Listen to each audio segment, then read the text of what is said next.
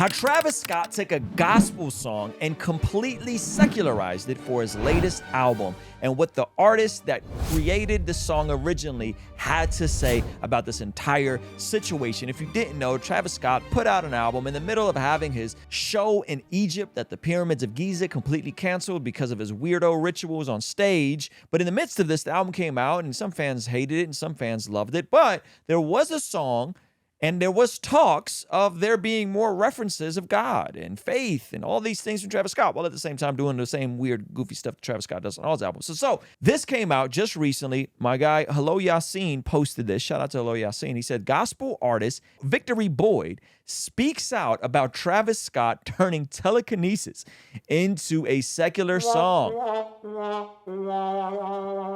So pull up Victory Boyd's Instagram real quick so we get some context. Give her some love because she's a fire artist, singer-songwriter, producer, and she has fairly big-size audience, right? Has been creating stuff for a while. She's followed by Rodney Jerkins, who's a Ruslan legend. KD. And I'm following her now too. Shout out to Victory Boyd. And so want to send a shout out to her. You guys get some context on who she is and how this entire thing came about. She was at the Stellar Awards. So let's go back to the comment that she posted. She said, for anyone wondering why my name is associated with this new Travis Scott and SZA song called Telekinesis, this was a song that I penned for Kanye. I wrote it as a gospel song. It was originally called Future Bounce. Later, it took on the name Future Sounds and then Ultrasounds. It passed through so many different creative minds and has taken on so many different identities. You can still hear little pieces of Jesus in the version that was released today. This is what Zach always says. Is a little bit of Jesus better than no Jesus? Oh, yeah. A little bit of Jesus better than no. I mean, but maybe not in this case. You know, it's so watered down that it's like, at this point, what are we even talking about? She said that there's still little pieces of Jesus in the version of the song. These are the lyrics that I wrote. Most of it made it to the final record. I can see the future. It's looking like we leveled through the sky. I can't wait to live in glory of eternal paradise. Won't you take my will? I'm ready to surrender my whole life. Might as well turn up now. He gonna pop up. He gonna pop up unannounced. This is straight about Jesus coming back. Hear the trumpets? Do you like the way it sounds? Yes, it sounds with a T. Sounds. Oh, sounds. Announced sounds with a T. Can you look up Travis Scott's version of this song, the lyrics of that record in another browser? I'm curious how much he changed it, because this is fascinating. But there's also, I think, a practical lesson in this entire debacle. All right. Wow. Hide your kids, hide your wife. Oh, whoa, whoa, whoa, whoa, whoa, whoa. Yo, how just completely distasteful. First lines. Is this the right song? What a goober. It looks like it's the right song. Yeah, the hook by Travis Scott and Hooks by Future. You still wanna... I'm not gonna try. Please don't do that. I could see the future now. I could see the future. I could see the future. I could see the future. It's looking like we living through the sky. I can't wait to live in glory and eternal lasting life. Okay, so they changed paradise to lasting life. Won't you take the wheel? And I recline and I sit still. Might as well turn up now. He gonna pop up unannounced. To the trumpets, do you like the way it sounds? Go back to hers. Might as well turn up now. He gonna pop up. Hear the trumpets. Do you like the way it sounds? They got rid of I'm ready to surrender my whole life, I think. Aha. Okay, so they definitely changed it. Yeah, they definitely changed it. That's just... Won't you take the wheel? They got rid of... What was her line? Something with I'm ready to surrender my whole life. Okay. Yeah. So I don't want to look at any more lyrics from the song. I don't listen to Travis Scott. Would that you were either hot or cold. So because you're lukewarm and neither hot nor cold. So this is people kind of pushing back. This was written for a gospel album. There's a war over the souls of these artists. The song changed because the artist performing the song changed. Wow.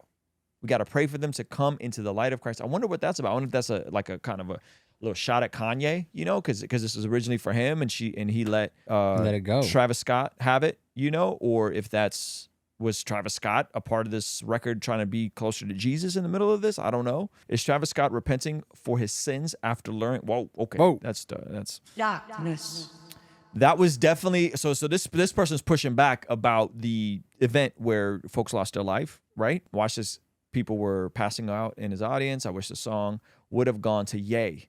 that was definitely a demonic situation at that concert. I mean, she keeping it a buck. So Yeah. Victory Boyd is not watering anything down. She's like, I got a royalty, but I don't have industry. yeah, I'm not connects. promoting this nonsense. And that was definitely demonic, right?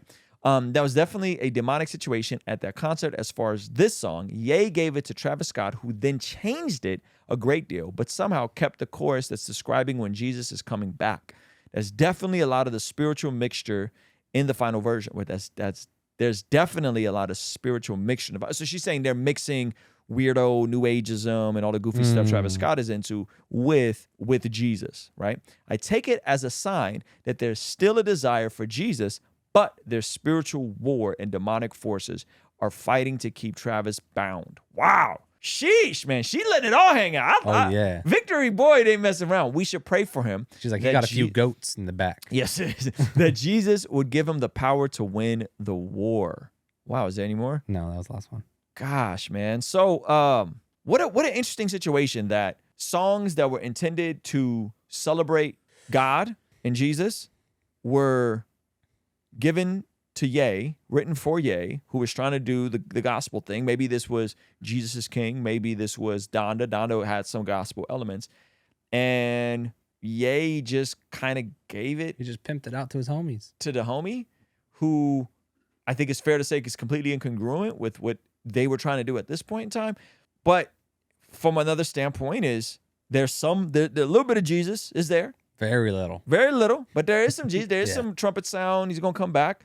Yep. And is this the world consistently kind of taking from the church? Oh, totally.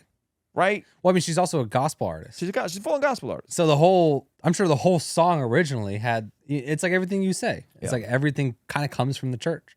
Yeah. And so this like literally came from the church, not just like, oh, years back, this person was inspired. And nowadays it's like literally just took a church song and then was like, They took a church artist repackaged it and completely changed it and distorted it and made it something that, you know, the opening line is just complete utter debauchery and vulgarity with Future on it. Yes. You would think that just human decency. This is how you know these dudes have seared their conscience and are fairly far gone. Yeah. Human decency would be like, hey, you know, Ye initially had this on a gospel album. Like, maybe we should honor the vision of the people that were part of this initially.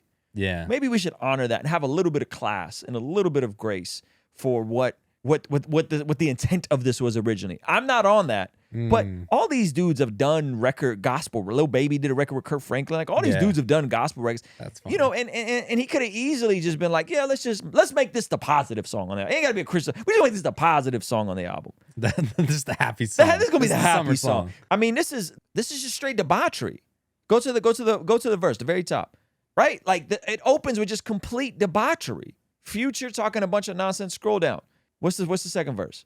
I could have taken the pain and I could have went inside. Streets stepped in and raised me, right? So it's just selling Coco, got Chanel on my jacket, taking more all alone in the mansion, like even trying to be introspective. Like, yeah, it's just done in such poor taste. Taking drugs alone in the mansion is like it's like waking up broke. What is it? Waking up in your Ferrari. Would you rather be crying in a Lamborghini or happy in a? Yeah, neither. Y'all all losers as far as I'm concerned. All these guys are losers. Yeah. I don't care what anybody says. Anybody that's into this sort of stuff is a loser to me. These are guys who, unfortunately, you just compromised who you are. I don't know there's other way around it. Like you just compromised who you are to such a far level where you would take something that was intended to be pure and intended to be honoring to God and completely pervert it and distort it. How about the inverse? Songs that are songs that sound like they honor God, but were made to make money. In terms of like CCLI and all that kind of stuff? Yeah. Yeah, it's a little different though. Yeah, because it's still redemptive. It's attempting to serve people, right? But yeah, that's a bit different. Yeah. Like I'm way less concerned about a Christian making money off of a worship song than I am about a non-Christian taking a Christian song and making money from it. I like it. I just think there's just levels to it. So anyway, massive L for Travis Scott, massive L for everyone that co-signed this and thought this was a good idea and completely dropped the ball on this. And kudos to Victory Boyd for just calling it what it is and not watering it down, because I think that's good. I think that's huge. So anyway. Hey, this is a segment from our daily after party stream. Consider partnering with us online for as little as $5 a month to get access to these daily after party streams completely unedited. You'll also get access to our podcast as they are streamed live into the community before anyone else gets to see them, get to interact with our guests, get access to our private Discord server, and a discount code for our store for as little as $5 a month. Ultimately, that will help towards helping us continue contextualizing the gospel using media and podcast here on YouTube. All right, I'll see you over there. Peace.